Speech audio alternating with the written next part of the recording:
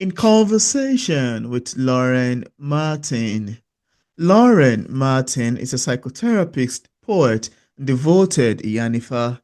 She studied poetry at Sarah Lawrence College. She spent years writing without submitting her work due to a long shamanic journey that led her to both Ifa and the writing of this collection of poems. Lauren lives in Oakland, California. And on today's episode of Auto Interview, it's my utmost pleasure, joy, and excitement to have on the show today, Lauren Martin. How are you doing today, Lauren? I'm so good, Peter, and I'm so happy to see you and be back and to be able to talk about writing and Nigeria and the Orisha And Orisha and Ifa, it all looks and Ìyânífá. beautiful. Being in conversation Yeah, with you, it all looks amazing to me. There's something born about it that I find it to be quite amazing. So thank you very much for coming on again. of course, of course. Yeah. Yeah, I think it's a complicated thing to be Oyimbo and Ìyânífá. Oyibo. And I and I mean, if you want to get into that, I think most of my life, I was born seeing the dead, and Mm, from a very young age, when I would close my eyes, I would hear Boni drumming in Yoruba, and I didn't know what it was. mm. And then had strange representations within my world, and little by little ended up at Ifa. So, I think what the Yoruba say is true, that we all have Odu, all of Yeah, us, and we all grab that when we come from heaven, and absolutely. we can choose to go to the Igbudu and initiate or not. And you know, Ifa was calling to me, and in big and small ways since I was born. Yeah. So here I am. Now more and more people are curious about Ifa, and it's I would like us to start our conversation because I was impressed when I read Night of the Hawk, and I wanted to ask what inspired the creation of the book. Was there a unifying moment or experience that sparked the making of this collection? And also, why the title Night of the Hawk? What symbolic meaning does the hawk or the knight, hold for you in the context of this book? I think I've got a lot in that single question. that's a big question. Yeah, exactly. It's a good one. Well, I've been writing since I was a kid. I was writing poetry at a very young age, and Mm, or maybe just it was the Yoruba element or Ifa calling to me that made me see things in this more. I mean, mm, because Ifa is very poetic, mm, but I wrote and studied poetry for a long time, and then was so consumed with the complicated and strange manifestations of Ifa in my life that I never organized to create a book. And then I had this spinal injury that resulted in a cerebral spinal fluid leak, and ended up spending a decade in and out of bed for a long period, just completely bedridden. And I decided to write that and several other things that I had never taken the time to put together. The book is Night of the Hawk because I have a very special relationship with hawks and mm. raptors generally. They come around me. But as you know, in Ifa, they're considered symbols of EME. Yeah. Um, and I had a lot of problems with um, EME throughout my life. Mm, My second leg of my Odu is Gasa, so hawk.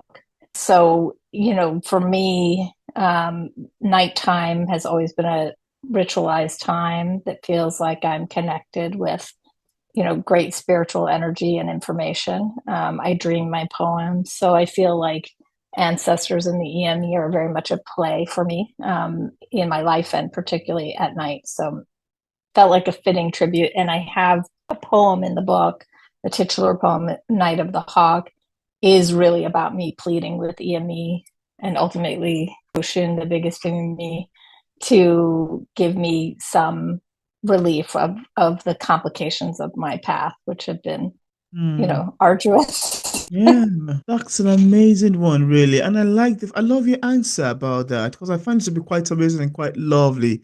Yeah. And now, there are poems in the book that deals with violence, whether personal, cultural, or spiritual.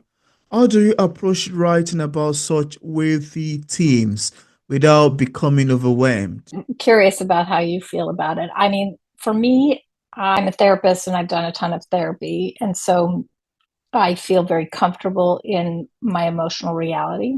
Mm, That wasn't always true. I spent a lot of years trying to run from my emotional reality, but mm, I feel comfortable in it. And I also find that when I have pain, I have to write. I don't know if you feel this, I but like love the that. poem, yeah, the Yeah. poem feels like it has to emerge as a relief of that experience. Mm, Um, and I think what I always try to talk about is, these experiences that have been painful, but also that we all have this kind of universal history with pain. And yeah. how do we persevere? And how do we also exhibit kindness in the face of that truth? I mean, sadly, life is a difficult thing, and Yeah. human beings are difficult towards one another. Close my eyes. Even I mean, I think there's a poem in that book that's about the violence by a spiritual teacher by Bubba Lau. So I think it's a pervasive thing in the world, and how do we exist within that without becoming violent or aggressive ourselves is Mm, is kind of an internal wow. question for me, and to me the task of what God is asking. You manage your own feelings, and that doesn't mean deny them, because if you deny them they come out in other ways, but that you process them and then you use them to kind of bridge a gap and connect with other people in a compassionate way. Mm, oh, wow. That's no, I love your answer to that, really. It's really touching. And I can agree with you that you're writing from the place of emotion. It makes your words to be quite weighty.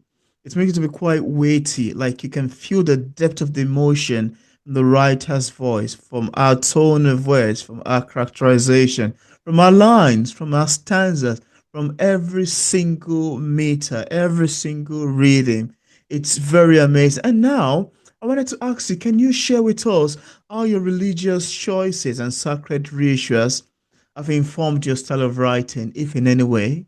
Oh yeah, I mean, I think that because I saw the dead and heard the dead as a young kid, I Yeah. somehow, and then I constantly heard of bony drums and Yoruba chanting as a kid. And then somehow I intuitively, I mean, I think kids know because they're so close to the transition.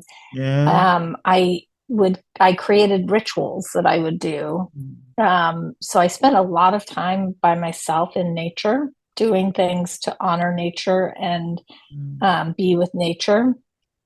And I think that sensibility that comes from, the Odu, which are all very poetic. I Yeah. mean, all the Ariki are poetic and beautiful, Yeah. and this reverence for these, the Orisha are representations of God Appreciate. and nature, and that reverence for Mm. that exists in Ifa.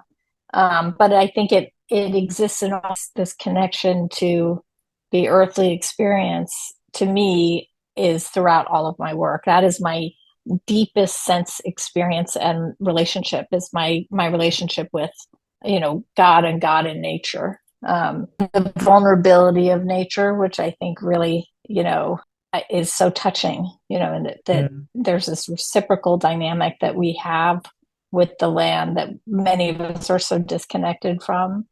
But it is a gift that we get to be here, and I think it's a social obligation that we take care of the Mm. vulnerable, expressions of the river, of the air, of the birds, of all of these Yeah. things. Absolutely. I love your take on that. That's very amazing and quite lovely. Thank you for Thank you. sharing. Thank you. Thank you. And Thank you. Lauren, you wrote about Nigeria. What has your journey been like as an American poet? Tell us about your Nigerian story. And also, you somewhat touched on the girls from the north. What compelled you to reach for these issues? And how did you get the courage to write? Nigeria is like the hardest thing ever. It's Oh, amazing. I wow. mean, I have such admiration for Nigerians. It's I mean, people don't know it's blazing hot with Yeah. 100% humidity, and people Yeah. are working hard and they're working over hot fires, and they're I mean, they're building, from dawn until 1, and then they're laying by a tree and taking a nap because it's too hot. But then suddenly Oh, there are green mambas crawling I mean, it's, people have no idea. They have no idea. I'm like, you have no idea how spoiled you are over here. So I have just tremendous admiration for Nigerians and Nigerian culture and the beauty of it and the brutality of it. I mean, there's both, and I think what really got me about those girls, I mean, aside from the fact that women have been used in warfare forever, and that, sexual violence is, mm, a pervasive tool of control and oppression. That my hope is it can become eliminated. Was that they were integrated into Nigerian culture and simultaneously uh, doing something that was very different, which is going to school and you know trying to have an education and taking their tests and all these children, child soldiers, boys, girls have been taken by Boko Haram, and their lives have been cut short, and there were so many political complications around their rescue. It mm, just haunted me. It just haunted me for to think about the parents who had knowledge of where their kids were and were told to wait for the authorities, that the authorities were going to do something, and then they didn't, and the girls were lost, and mm. just everything about that story just kept staying with me and staying with me. And I woke up one day and that poem, The Waiting Tree, was fully with me. And so I think it must have been, since I commune with the dead, I think it was somebody's ancestor who gave me Mm. that poem and Oh, asked me to bring it to the world because oh, it seemed to be, I mean, it was, I did not edit that poem at all. And it seemed to be somebody else, giving me those words. oh. Um, and I think it's just, I just hope it's elegiac and gives some sort of soothing to those parents and grandparents, that they know that their story is seen. That is so spiritual and so beautiful. Now I can feel Thank and you. get to see the connection between these things. They're quite amazing. And also, Lauren, through your spiritual work and even with African deities, has there been any critique you faced that almost changed your perspective of work? And also, what was the story behind the lines of After the Fall? And what do you hope for readers to relate Mm, with? mm. Critics. Yeah, I've had a lot of critics, particularly around. I mean, I think, being somebody that saw the dead and had weird events, people that saw the events believed them, but it frightened them. People that, I've been around the tradition for over 30 years now, and for most of that time, people have treated me as a weirdo and a freak. And then and in Nigeria, that was not the case, because the manifestations happened Yeah, in my yeah. grove. I had a lot of strange manifestations, and so people, when I first arrived, people were, um, oyimbo, oyimbo, oyimbo, and then Mm. very intense manifestations, and people stopped saying that. We all have Odu, every single one of us, Mm. and we all have a destiny, and that is how, to me, that is how it's kind of amazing when you initiate how much is very specifically talking about your life. And so, if people have a problem with me in the tradition, they can talk to Olodumare, Mm. and that's it. That's how Yeah. I feel. As for After the Fall, that's a poem about my dad, which is really significant right now because he's in transition now. Oh, wow. Um, yeah, and it's he had a significant fall that was life altering. He has Parkinson's, and so I was talking in that about bird song Mm. and the differentiation of bird song as a description of how private he is. And that whatever his internal world is, it's been very difficult for him to share that even after he became more physically restricted. And I Wow. knew how hard that was for him. Yeah. And, that for him, one of the most important things for him has been to give to the world, and to not celebrate himself. He's done that. My dad's family's Tunisian. He grew up with nothing. He grew up fishing in the bay for dinner, housed in one room. He ended up becoming a doctor. He went into public health. So Wow. he spent his life giving back, and yet, very humble about that. He never popped his collar. He was always, kind of just knowing that the significance of life is in gifts that you give and not in talking about yourself. Oh, wow. I love your take on that, really. That's so beautiful, so amazing, and so fun. Thank you. Thank you for this Yeah, lovely responses you've got so far. Now, thank you. in one of our posts titled Spiral Shirts, you shared your struggle with Lyme disease. At such vulnerable moment, was there a time you were insecure and wanted to take it out? Maybe? Maybe. I mean, I think it's one of the angrier poems in the book, because it's really kind of a rant about, you know, this Lyme disease is such a complicated illness, and there's been a lot of political controversy around it and around diagnosing and treating it, leaving people with it to have, what they call chronic Lyme. And there's a debate about whether or not that exists. But in actuality, Yeah, Lyme, which functions like syphilis, if it goes untreated, becomes more and more yeah, pervasive. So yeah. it's a very strange debate because it doesn't even make scientific sense. But what you end up having is, a bunch of people, a lot predominantly women, who are quite ill, Mm, um, and hemorrhaging money. And so I was mad that, here wow. I am, paying into the GDP, working, paying my taxes, paying for high health insurance because I'm self-employed, getting Mm, no reimbursement. I think I mm. wrote that when I got audited for my medical Wow.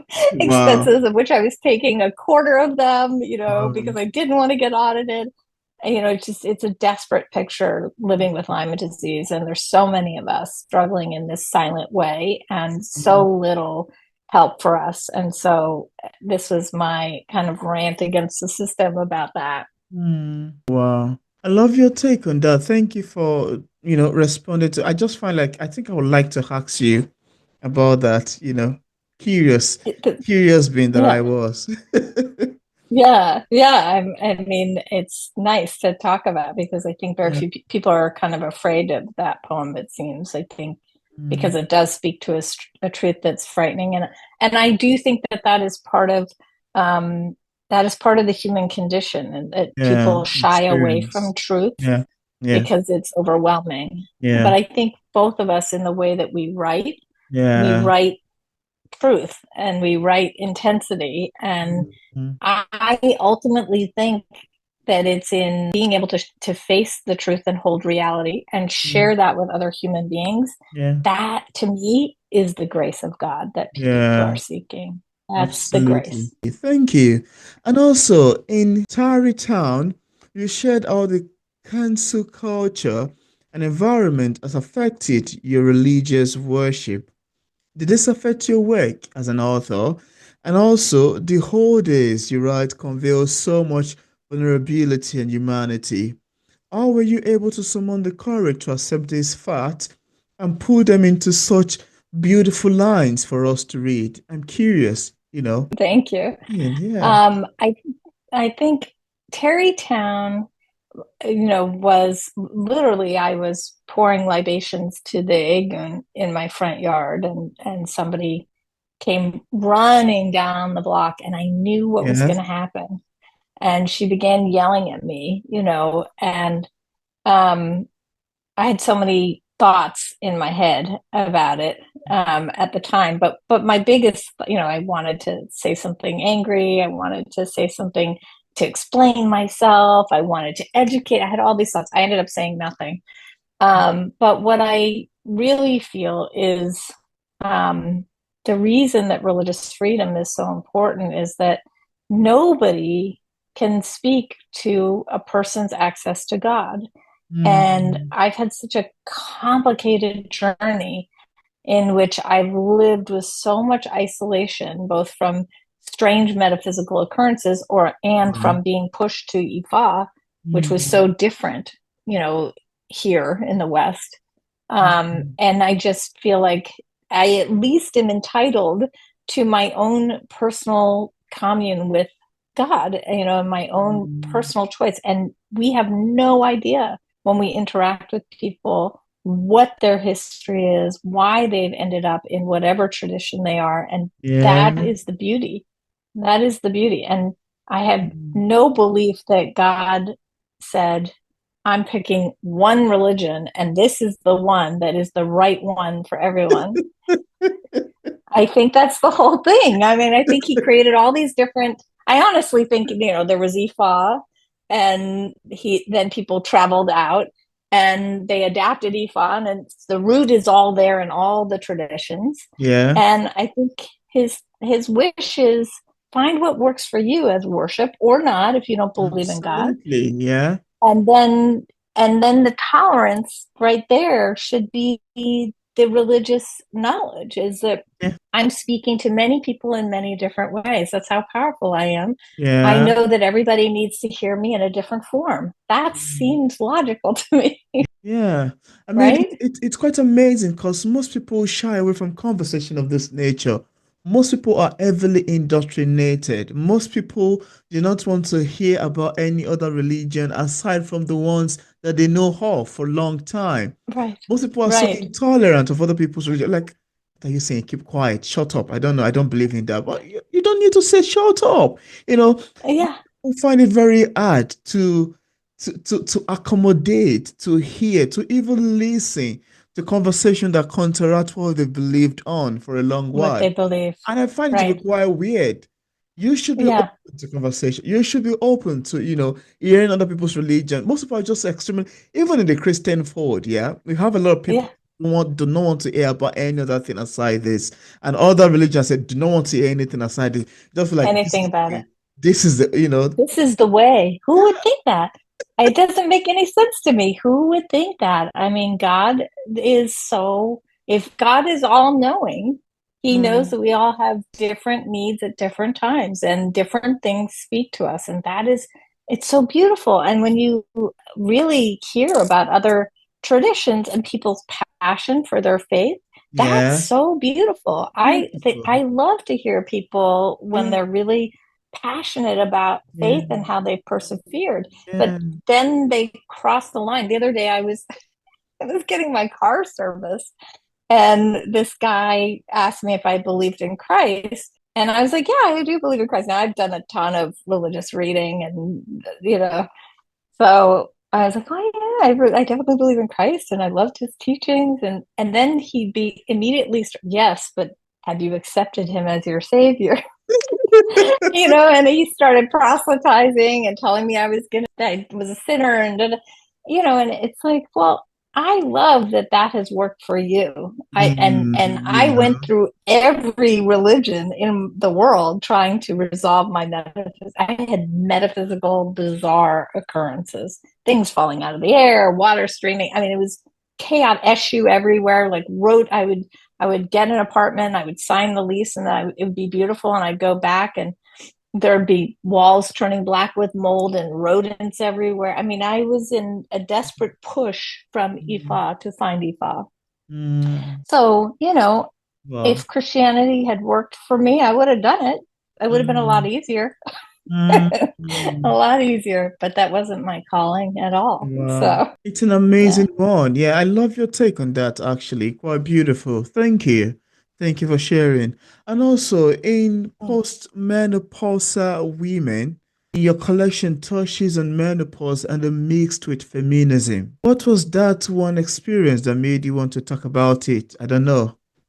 You're definitely perceptive. Yes, I had an experience in which during the Me Too movement, you know, I'm a longtime feminist and activist around feminist issues, and I had an experience where some younger women, I was trying as the Me Too movement sort of tipped, like everything does, into a more angry, oppressive system.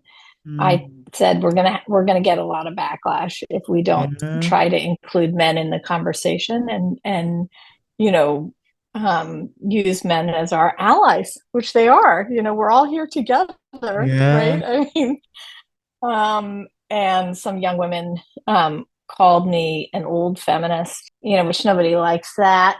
and and that I had internalized misogyny because I said that, because I literally, that's all I said.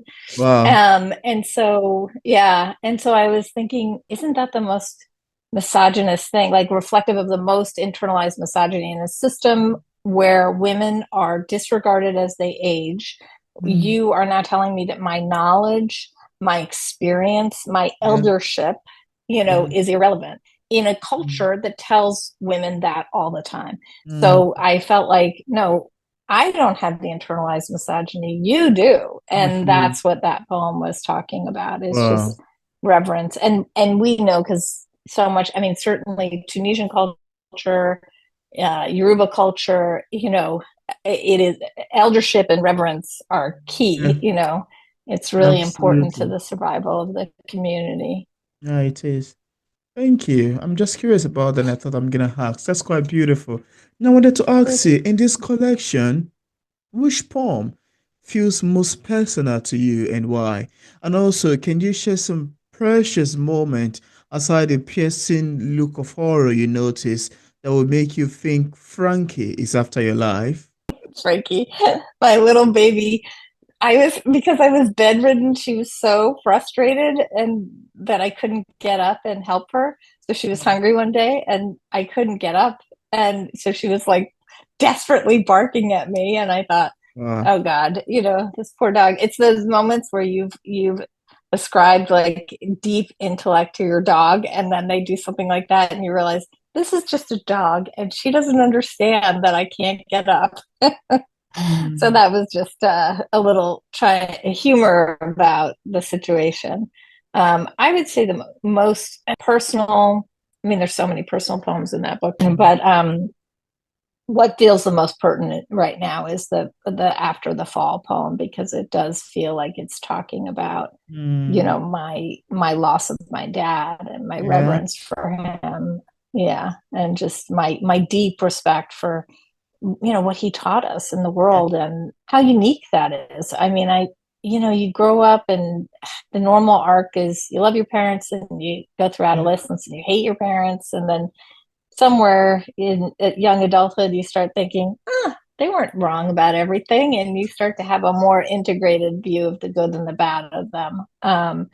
And my dad really taught us tremendous values that I think are unique to his generation. Mm. And I have just incredible respect for that, and Wow. really, real deep appreciation for, Mm. that, and that exists despite the things that were problematic in our relationship. I deeply love him, and Wow. isn't that the goal, that you can hold the good and the bad of people at the same time? Absolutely. I love your take on that. That's so beautiful and quite amazing. Now, just apart from Night of the Hawk, do you have any other works you've authored or say currently working on? I do. I Yes. have a new book that's going to be coming out in the fall of 2026. I've been writing Wow. away. I have several things that are just, I keep thinking they're done and they keep not being done. You know that. I mean, editing is just, you're like, I'm sure this is done, and then a I month said later, no, like, it's not how yet was I done. thinking that? Yeah, it just keeps going. So, but this book is called Forgotten Lands. It's another book of poetry, and it will be coming out in the fall of 2026. Wow. That's amazing. I hope that comes out quite beautifully. I look forward to Thank it, you. really. Thank you. Thank you. Yeah. And just in case we have some viewers who are viewing this and would love to get a copy of Night of the Hawk, on what platform is it available on for purchase? It is, well, it's on the Simon and Schuster site. Okay. They distribute it, so you can get it there. It's also on Amazon. It's on Bookshop. Mm. Um, if you go to my website, which is laurenmartin.net, you can find different links there. So yeah. That's amazing. And I left a link in the description part of this interview where interested viewers can get a copy of Lauren Martin's books directly on Amazon and Barnes& and Nobles on our website and also another platform. I also left a link to Lauren's social media pages for possible following. So thank you so much, Lauren, for accepting the invitation to come up with the show again. It's lovely having a much deeper, conversation with you around Night of the Hawk. Quite beautiful we can do this. Thank you so much for coming on. Thank you for having me. Really a pleasure and nice to talk in depth and by somebody that understands words and poetry and Yeah, can glean meaning that is not absolutely. necessarily overt. Yeah, my pleasure as well.